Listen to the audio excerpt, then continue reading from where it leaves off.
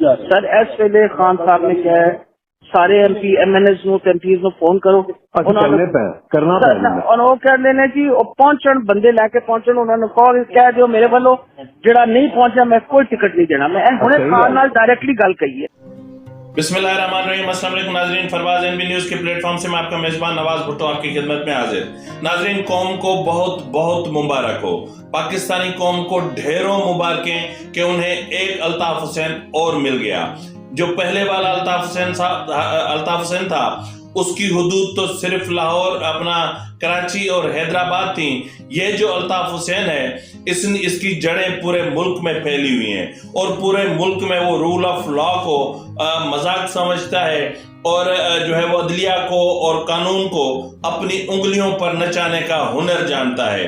ناظرین مبارک ہو آپ کو اور بہت بہت مبارک ہو کہ پی ٹی آئی بھی ایم کیو ایم بن گئی اور ایم کیو ایم بھی ایسی بنی کہ اب پی ٹی آئی میں صرف لنگڑے کانے کن کٹے ٹنڈے اور منڈے جو ایم کیو ایم کی شناخت تھی اب یہ باقی رہ گیا ہے. تو ناظرین قوم کو اور بھی میں مبارکباد دینا چاہتا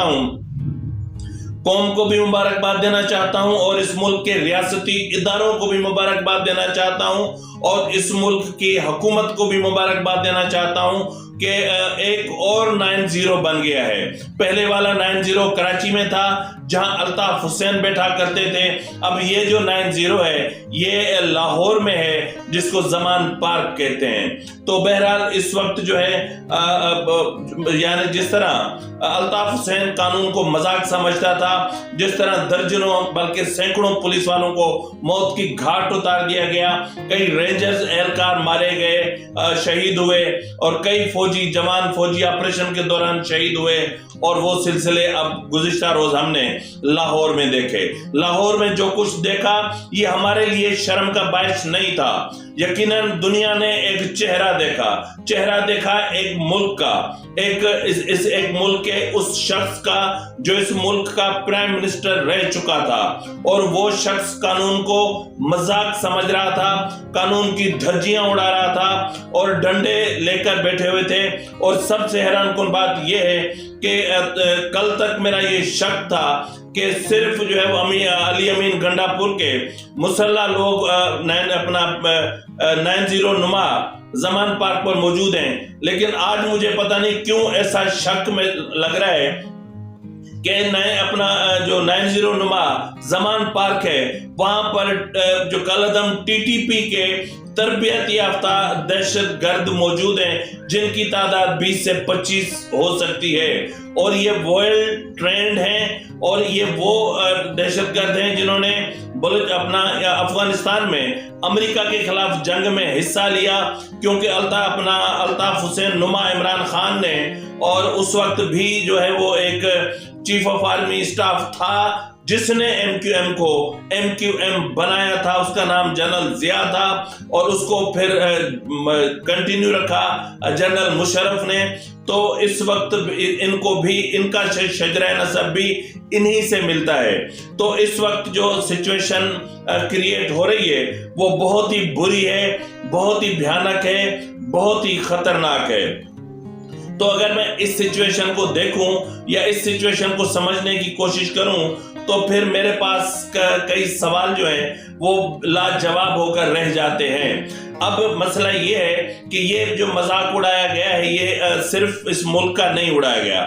دنیا نے دیکھا کہ عدلیہ اپنی ریٹ کیسے منواتی ہے, دنیا نے دیکھا کہ ریاست اپنی ریٹ کیسے منواتی ہے, دنیا نے دیکھا کہ قانون پاکستان میں طاقتور کے آگے کتنا کمزور, لاچار, بے بس ہے اور پاکستان کا قانون ایک طوائف کی طرح بن کر رہ گیا ہے جو امیروں کی اور طاقتوروں کی تو رکھیل بن کے رہتا ہے اور غریبوں کے لیے ان کے ہاتھ میں ایک تلوار ہوتی ہے اور جس کی چاہو گردن اڑا دو, ان کے ہاتھ میں ایک رائفل ہوتی ہے جس کے سینے میں چاہو گولی داغ دو.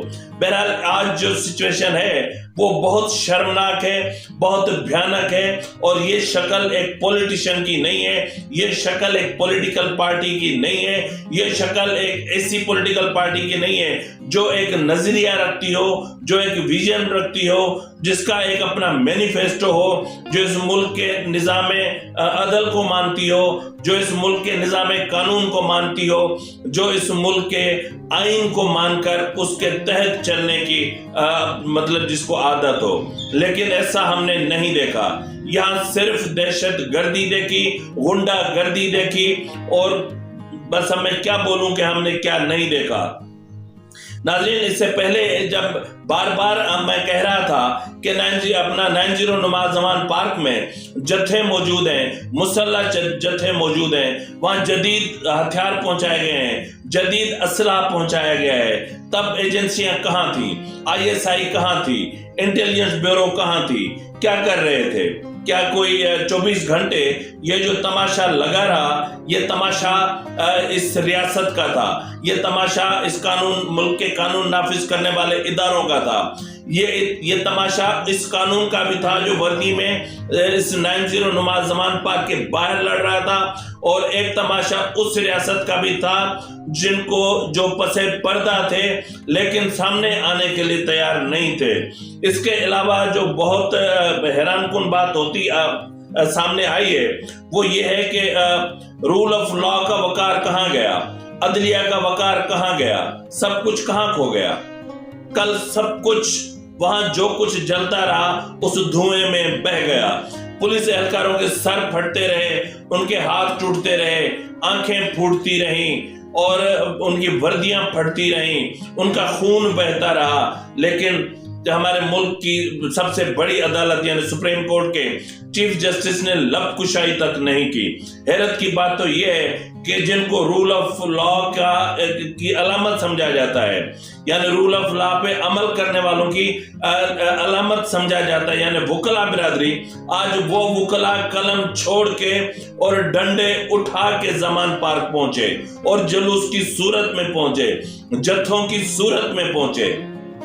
تو کیا ان کو یہ سمجھ میں نہیں آ رہی تھی کہ یہاں پر جو کچھ ہو رہا ہے وہ غلط ہو رہا ہے؟ کیا وارنٹس کی تعمیل کوئی غیر آئینی غیر قانونی کام تھا؟ کیا عدالت نے جو وارنٹس جاری کیے تھے وہ غیر قانونی تھے؟ تو ایسا نہیں تھا. کل عمران شفقت صاحب سے میری بات ہوئی اور ان سے بھی میں نے ایک سوال پوچھا تھا کہ یہ جو کچھ ہو رہا ہے کیا یہ ٹائم گین کرنے کا معاملہ تو نہیں ہے کہ PTI آج تک معاملے کو لے آنا چاہتی تھی, یہ مزاحمت آج تک کے لیے تھی کیونکہ ان کو یقین تھا کہ کل ہمیں لاہور ہائی کورٹ سے یا پھر اسلام آباد ہائی کورٹ سے بڑے پیمانے پر ریلیف مل سکتا ہے. اور اس وقت بھی سماعت اسلام آباد ہائی کورٹ میں ہو چکی ہے, اور جس وقت میں یہ ویڈیو ریکارڈ کر رہا ہوں تقریباً 4:10 ہیں, تو جو ہے وہ فیصلہ محفوظ کیا گیا ہے. لیکن عدالت میں حیران کن طور پر حیرت ہوتی ہے کہ عدالتوں کو کس طرح چلایا جا رہا ہے. عدالتوں میں واٹس ایپ پر حلف نامے منگوا کر دکھائے جاتے ہیں. واٹس ایپ پر جو ہے وہ کوڈ آف کرمنل پروسیجر کے آرٹیکل 76 کا جو اس کے تحت جو ہیں اپنا حلف نامے جو ہیں وہ واٹس ایپ پہ منگا کے عدالت کو دکھائے جاتے ہیں. اور عدالت نے باقاعدہ اور برملا کہہ دیا کہ کل جو کچھ لاہور میں ہوا یہ ریاست پہ حملہ تھا, کیونکہ وہاں جو پولیس اپنا خدمات سر انجام دے رہی تھی وہ ریاست کے لیے کام کر رہی تھی. اور جو شخص انگلینڈ میں رہ کر آیا ہو کیا اس کو یہ بھی پتہ نہیں کہ رول آف لا کیا ہوتا ہے, اور وہ خود رول آف لا کو نہیں مانتا. اور یہ بھی کہا کہ کل یعنی لاہور میں جو کچھ ہوا اس سے دنیا کو کون سا چہرہ دکھانے کی کوشش کی گئی, دنیا کو کیا بتانے کی کوشش کی گئی. ناظرین, عدالت نے کہا کہ قانون سب کے لیے یکساں ہے اور یکساں ہی ہوتا ہے. اور اس کے علاوہ عدالت نے جو بڑے ریمارکس دیے ان میں باقاعدہ طور پر کہا کہ عمران خان نے اگر پہلی مرتبہ انڈرٹیکنگ دے کر اس کا انحراف نہ کیا ہوتا تو ہم آج کی انڈرٹیکنگ کو تسلیم بھی کر لیتے, سمجھ بھی لیتے, مان بھی لیتے. لیکن عمران خان بار بار انڈرٹیکنگ دیتے ہیں اور انڈرٹیکنگ دینے کے بعد اس سے مکر جاتے ہیں.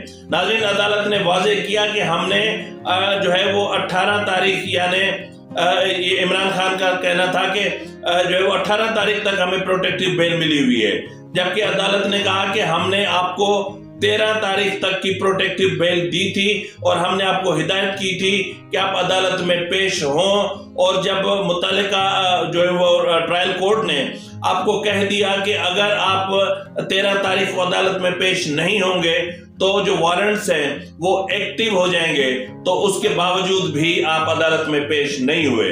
تو مطلب یہ حیرت ہوتی ہے۔ عدالت نے یہ بھی کہا کہ کل جو کچھ دیکھا گیا لاہور میں، ایسا لگ رہا تھا کہ یہ کہ ہم کسی قبائل کے منظر دیکھ رہے ہیں۔ اس طرح تو قبائلی علاقوں میں ہوتا ہے، اس طرح تو دیگر قبائل میں ہوتا ہے، لیکن ایک شہر میں ایک پولیٹیکل پارٹی کا پڑھا لکھا شخص اور ایک لیڈر جس نے پوری دنیا گھومی ہو، اس نے جو کچھ کیا وہ ریاست پر حملہ ہے۔ اور کل جو کچھ ہوا لاہور میں اور آج صبح تک جو کچھ ہوتا رہا لاہور میں، یہ ریاست کا ریاست پر حملہ ہے۔ تو ناظرین، اگر ہم دوسری طرف دیکھیں تو ریاست ناکام ہو چکی، ریاست عمران خان کو سرنڈر کرانے میں ناکام ہو چکی اور عمران خان جیت چکا۔ اور چاہیں آپ دنیا کو اب کچھ بھی کہیں کہ ہم محتاط تھے، ہم خون خرابہ نہیں چاہتے تھے، لیکن فیکٹ یہ ہے کہ وہ ریاست اس معاملے پر ناکامی سے دوچار ہو چکی ہے۔ تو ناظرین، اگلے پروگرام تک اپنے میزبان نواز بھٹو کو اجازت دیجیے۔ اللہ حافظ۔